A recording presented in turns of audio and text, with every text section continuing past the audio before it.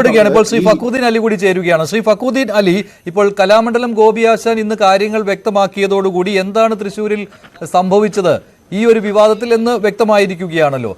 ഇനി അറിയാനുള്ളത് എന്താണ് ഇതിന് പിന്നിലുള്ള ലക്ഷ്യം എന്നാണല്ലോ. അത് സ്വാഭാവികമായിട്ടും സുരേഷ് ഗോപിക്കെതിരെയുള്ള ഒരു നീക്കം എന്ന് തന്നെ പറയാം. ഇപ്പോൾ BJP ഇതിനെതിരെ പോലീസിൽ പരാതിയും നൽകിയിട്ടുണ്ട്. ഇതെന്താണ് എന്ന് കണ്ടുപിടിക്കണമെന്നൊക്കെ. അത് അവരുടെ കാര്യം. താങ്കൾ എന്ത് നിരീക്ഷണമാണ് ഇക്കാര്യത്തിൽ നടത്തുന്നത്? എന്താണ് തൃശ്ശൂരിൽ ഇപ്പോൾ സംഭവിച്ചുകൊണ്ടിരിക്കുന്നത്? തുടരെ വിവാദങ്ങൾ. അപ്പോൾ കേരളത്തിന്റെ ശ്രദ്ധയാകെ തൃശ്ശൂരിലേക്ക് കേന്ദ്രീകരിക്കുന്ന പോലെയാണല്ലോ ഇപ്പോൾ കാര്യങ്ങൾ നടക്കുന്നത്.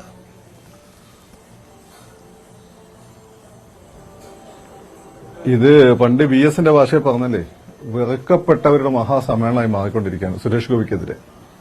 കാരണം എന്ന് വെച്ചാൽ എങ്ങനെയും ആ മനുഷ്യനെ അവിടുന്ന് തോൽപ്പിക്കുക, അതിന് എന്തൊക്കെ വഴികൾ പയറ്റാൻ പറ്റും എന്ന് ആലോചിക്കുക, നിരന്തരം വിവാദങ്ങൾ കൊണ്ടുവരിക, തങ്ങളുടെ അതേ നിലവാരത്തിൽ സുരേഷ് ഗോപിയെ കാണുക, ആ രീതിയിൽ ചിത്രീകരിക്കുക. ഇതിനുള്ള ഒരു ശ്രമമാണ് നടന്നുകൊണ്ടിരിക്കുന്നത്. അതായത് സുരേഷ് ഗോപിക്കെതിരെ അടുത്ത് വന്ന ആദ്യത്തെ വിവാദം, ഇപ്പൊ കോഴിക്കോട് വന്ന വിവാദം നമുക്കറിയില്ല, അത് അദ്ദേഹത്തിന് ഗുണം ചെയ്താണ്. കാരണം അദ്ദേഹം അങ്ങനെ ആളല്ല എന്ന് എല്ലാവർക്കും അറിയാം. ആ സിറ്റുവേഷൻ നമുക്ക് മറ്റേ വെളിച്ചത്ത് നടന്നൊരു കാര്യമാണ്.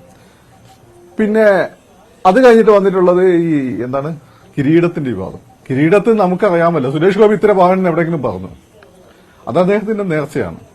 അപ്പൊ നിങ്ങൾക്ക് ചോദിക്കുക, അദ്ദേഹത്തിന് കൊല്ലത്ത് കൊടുത്തൂടെ? കൊല്ലത്ത് തന്നെയല്ല, അത് അദ്ദേഹത്തിന് ലൂർദ് മാതാവ് എന്ന ഏറ്റവും കൂടുതൽ അത്ഭുതങ്ങൾ കാണിച്ചിട്ടുള്ളതാണ് ഫ്രാൻസിലെ ലൂർദ് എന്ന സ്ഥലം. അപ്പം ആ പേരുള്ള ഒരു പ്രധാനപ്പെട്ട പിന്നെ തൃശ്ശൂരിൽ വടക്കുന്നാഥ ക്ഷേത്രം പോലെ തന്നെ വളരെ ഇമ്പോർട്ടന്റ് ആയിട്ടുള്ള ഒരു പള്ളിയാണത്. അപ്പം അത് അദ്ദേഹത്തിന് അതിലുള്ള വിശ്വാസമാണ്. അദ്ദേഹത്തിന് മാത്രമല്ല, ലോകത്ത് എല്ലാ ഭാഗത്തും ലൂർദ് മാതാവിനോട് ആ രീതിയിലുള്ള ഒരു ബഹുമാനമുണ്ട്.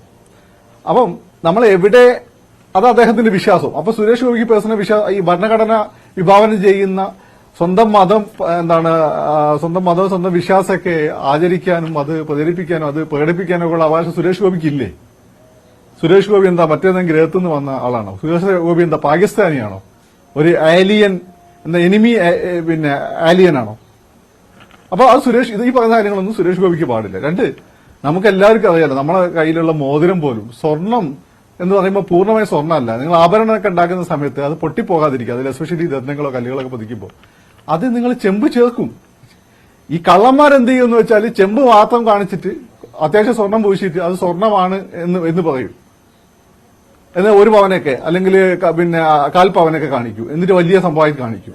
സുരേഷ് ഗോപി അതല്ലേ ഇത് ഞാൻ മനസ്സിലാക്കിയെടുത്തത്. ഇന്നത് ഒരു യൂട്യൂബ് അതിന്റെ അസസ് ചെയ്യും എന്ന് ചില ആളുകൾ പറയണ്ടായി.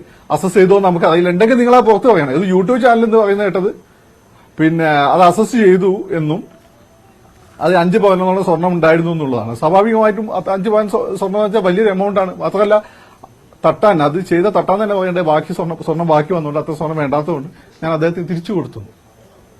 അപ്പൊ അത് പൊളിഞ്ഞു. രണ്ടാമത്തെ കാര്യം എന്താ, ഗോപി ആശാന്റെ കാര്യം.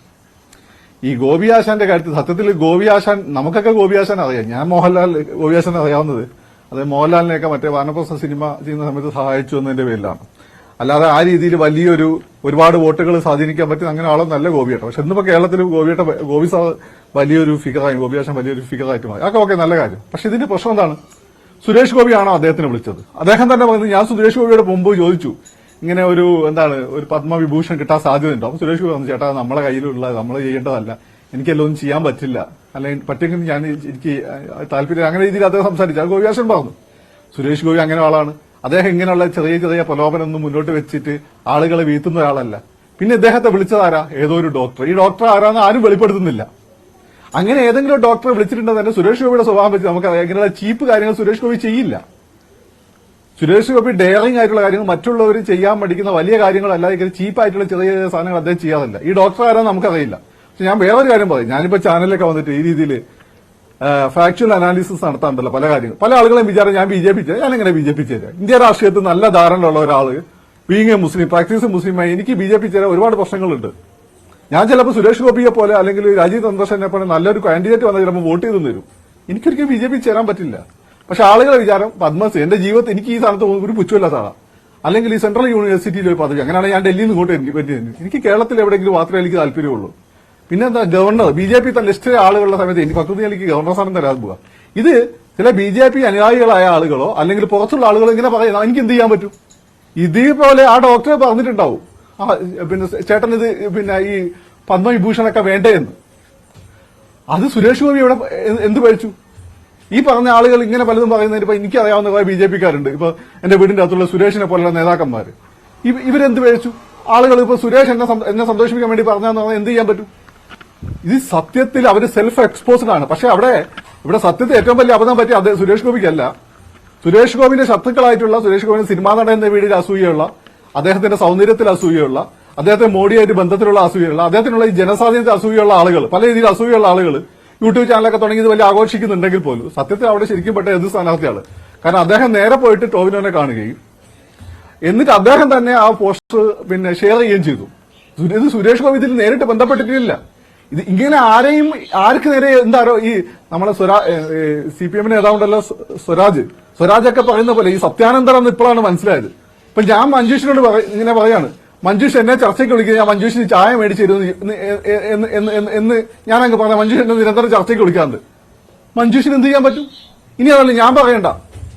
ചിലപ്പോൾ എനിക്ക് പരിചയമില്ലാത്ത ഒരാൾ തന്നെ ചിലപ്പം എവിടെയെങ്കിലും എന്റെ കൂടെ ഫോട്ടോ ഒക്കെ എടുത്തിട്ടുണ്ടോ, അയാൾ വന്ന് പറയാം, അയാൾ രണ്ടാള് പറയാം ഈ ഫക്രുദ്ദീന് മഞ്ജുഷ് നിരന്തരം ചർച്ചയ്ക്ക് വിളിക്കുന്നത് ഫക്രുദ്ദീൻ അയാൾക്ക് നല്ല ചായ മേടിച്ചു കൊടുക്കാൻ അതുകൊണ്ടാണ്. അത് നിങ്ങളെന്ത് പഴിച്ചു? ഇതാണ് ഈ സംഭവം.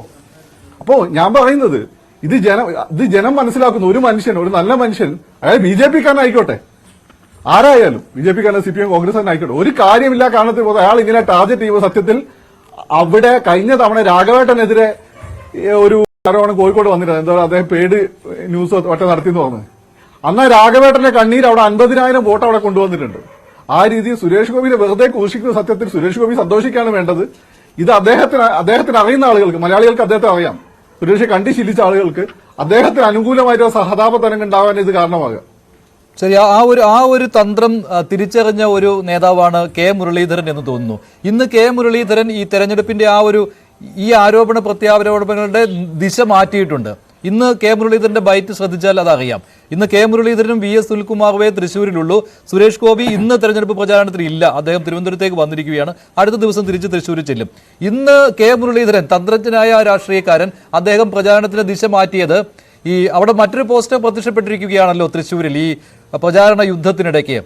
ചെമ്പല്ല തങ്കം, അതാരെക്കുറിച്ചാണ്? VS സുനിൽകുമാറിനെ കുറിച്ച്. അത് സുരേഷ് ഗോപിയെ ഉന്നം വെച്ചാണ് സുനിൽകുമാർ നടത്തിയിരിക്കുന്നത്, അങ്ങനെ ഒരു പോസ്റ്റർ അടിച്ചിരിക്കുന്നത്. പക്ഷെ അവിടെ കെ മുരളീധരൻ തന്ത്രപരമായിട്ട് തങ്കം ആരാണെന്ന് അറിയാം, അത് തെളിയാൻ പോകുന്നേ ഉള്ളൂ, അത് സുനിൽകുമാറിനെതിരെ അദ്ദേഹം തിരിച്ചുവിട്ടിരിക്കുകയാണ് കെ മുരളീധരൻ. അപ്പോൾ മുരളീധരന്റെ കാര്യം വ്യക്തമായിട്ട് തന്നെ ഇവിടെ മനസ്സിലായി. ഇവിടെ ഇത്തരത്തിലുള്ള വ്യക്തിപരമായ ആക്ഷേപങ്ങൾ സുരേഷ് ഗോപിക്ക് നേരെ ഉന്നയിച്ചാൽ അത് തിരിച്ചടി ഉണ്ടാക്കുവാൻ ഉപകരിക്കൂ എന്ന്. അത്തരത്തിലുള്ള തന്ത്രപരമായ നീക്കം മുരളീധരൻ കണ്ടറിഞ്ഞ് നടത്തുന്നുണ്ടല്ലോ ഇപ്പോൾ, ഇന്ന് മുതലെങ്കിലും.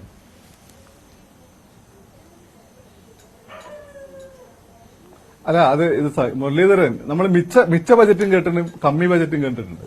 കേരളത്തില് മിച്ച കമ്മി ബജറ്റ് സംഭവം കണ്ടുപിടിച്ച ലീഡറാണ്. അമ്മാതി തന്ത്രജ്ഞനാണ് ലീഡർ. ആ ലീഡറുടെ മോനാണ് മുരളീധരൻ. അണ്ണാൻകുഞ്ഞിനെ ആരും നീന്തം പഠിപ്പിക്കണം. മുരളീധരൻ ഇതറിയാം. കാരണം സുരേഷ് ഗോപിയുടെ പ്രധാനപ്പെട്ട ബേസ് ബാങ്ക് കക്ഷി രാഷ്ട്രീയ ഭേദമന്യേ സ്ത്രീകളുടെയും യുവാക്കളുടെയും സമൂഹത്തിൽ നിലവിലിരിക്കുന്ന ഈ സ്റ്റാറ്റസ് കോയിൽ എന്തെങ്കിലും ഒരു മാറ്റം വേണമെന്ന് ആഗ്രഹിക്കുകയും ചെയ്യുന്ന പ്രോഗ്രസീവായി ചിന്തിക്കുന്ന ആളുകളുടെ വോട്ടാണ്. അവർ ഇത്തരം ഈ പറയുന്ന ഹൈപ്പിനൊന്നും പിന്നാലെ പോവില്ല, കുപ്രചാരങ്ങൾ പിന്നാലെ പോവില്ല എന്ന് മുരളീധരൻ അറിയാം. രണ്ടാമത്തെ കാര്യം, സ്വയം ചെമ്പാണ് എന്ന് തിരിച്ചറിവുള്ള ആളുകളാണ് മറ്റുള്ളവരെ ചെമ്പായി ചിത്രീകരിക്കുന്നുള്ളതാണ്. അത് നമ്മൾ നോക്കിയാൽ മതി. ഈ തൃശ്ശൂര് ഒരു പാവപ്പെട്ട ഒരു ഗാർഡിനെ വണ്ടി അടിച്ചു കൊന്ന ഒരാളുണ്ടായിരുന്നില്ലേ, ചിലപ്പോൾ ജയിലിലാണ്, വലിയൊരു പ്രമാണി. അയാളെ കയ്യിൽ നിന്ന് ഫണ്ട് വാങ്ങിയ ആളുകളെ ലിസ്റ്റൊക്കെ നിങ്ങൾ എടുത്തു. തൃശ്ശൂർ എത്ര രാഷ്ട്രീയക്കാർ അതിൽ പെട്ടിട്ടുണ്ട്, പെടാത്തതെന്ന് നോക്കാം. അപ്പൊ ആ മേടിച്ച ആളുകളും അയാളായിട്ട് നല്ല ബന്ധമുണ്ടായിരുന്ന ആളുകളൊക്കെ ചെമ്പായിരിക്കും. സുരേഷ് ഗോപി ഏതായാലും അയാളോ ഇത് കാശൊന്നും മേടിച്ചിട്ടില്ല എന്ന് എനിക്ക് ഉറപ്പാ. മുരളീധരന് മേടിക്കാൻ സാധ്യതയില്ല. മറ്റേ എനിക്കറിയില്ല എന്താണ്. അപ്പോ ഇതുപോലെ നിങ്ങൾ സ്വയം ചെമ്പാണ്, എന്നാല് നിങ്ങൾ സ്വർണ്ണമാണ് എന്ന് നാട്ടുകാരെ തോന്നിപ്പിക്കണം എന്നുള്ള വ്യഗ്രത നിങ്ങൾക്കുള്ളപ്പാണ് നിങ്ങൾ മറ്റുള്ളവരെ. കാരണം ഇതറിയാം, സുരേഷ് ഗോപി അയാളുടെ ലൈഫിൽ ഇപ്പൊ കണ്ണൂർ രാഷ്ട്രീയ കൊലപാതകം നടന്ന സമയത്താണെങ്കിൽ ഇവിടെ ഈ പറയുന്ന പോലെ പാവങ്ങള് ബാങ്കിൽ ക്യാഷ് അടയ്ക്കാൻ പൈസ ഇല്ലാതെ ബുദ്ധിമുട്ടിയ സമയത്ത്, കോവിഡ് സമയത്ത് പല ആളുകൾ പല സ്ഥലത്ത് കുടുങ്ങിപ്പോയ സമയത്ത്, പല വിദ്യാർത്ഥികൾ അഡ്മിഷൻ ഒക്കെ വേണ്ടി വിദേശത്ത് പ്രശ്നമുണ്ട്. ഇതെല്ലാം സ്വയം മറന്ന് ഇടപെട്ട ഒരാൾ. അദ്ദേഹത്തിന് മൊത്തം കിട്ടുന്ന അദ്ദേഹത്തിന്റെ റവന്യൂവിന്റെ, അതായത് ഒരു സിനിമയ്ക്ക് 6-7 കോടിയാണ് അദ്ദേഹം മേടിക്കുന്നത്. അതിൽ 4 കോടിയോളം അദ്ദേഹം അദ്ദേഹത്തിന്റെ മകളിൽ ലക്ഷ്മിയുടെ പേരിലുള്ള ചാരിറ്റി വഴി പാവങ്ങൾക്ക് സാധാരണക്കാർക്ക് വേണ്ടി ഉപയോഗിക്കുന്ന ഒരു മനുഷ്യനാണ്. അപ്പൊ അത് ഈ സ്വർണം കൊടുത്തത് സ്വർണം തന്നെയാണ്. സ്വാഭാവികമായിട്ടും സ്വർണത്തിന് കൂടെ ഇത്ര ആഭരണങ്ങൾ ഉണ്ടാകുമ്പോൾ അതിൽ ചെമ്പ് കീറും. അത് സ്വാഭാവികമാണ്. കെമിസ്ട്രി അറിയുന്ന എല്ലാവർക്കും അറിയാം. ഇത് വെള്ളം എന്ന് പറഞ്ഞ ഒരു കെമിക്കലാണെന്ന് അറിയാത്ത ആളുകളെ നമ്മളെ H2 എന്നുള്ള കെമിക്കലാണ് വെള്ളം. അപ്പം കെമിക്കലിനെതിരെ സംസാരിക്കും. വെള്ളം കെമിക്കലാണെന്ന് അറിയാത്ത ആളുകളെ നമ്മൾ. അതുപോലെ സ്വർണ്ണാഭരണം എങ്ങനെ ഉണ്ടാക്കുന്ന അറിയാത്ത ആളുകൾ പറയുന്നതാണ്. ഇത് മനസ്സിലാക്കി കഴിഞ്ഞാൽ ആളുകൾ അത് മാറ്റും. ശരി, ഞാൻ ഒന്ന് ഇടപെടുകയാണ്. ആ തങ്കം എന്നുള്ള ഇമേജ് ഇപ്പോൾ VS സുനിൽകുമാർ ഏറ്റെടുത്തിട്ടുണ്ട്.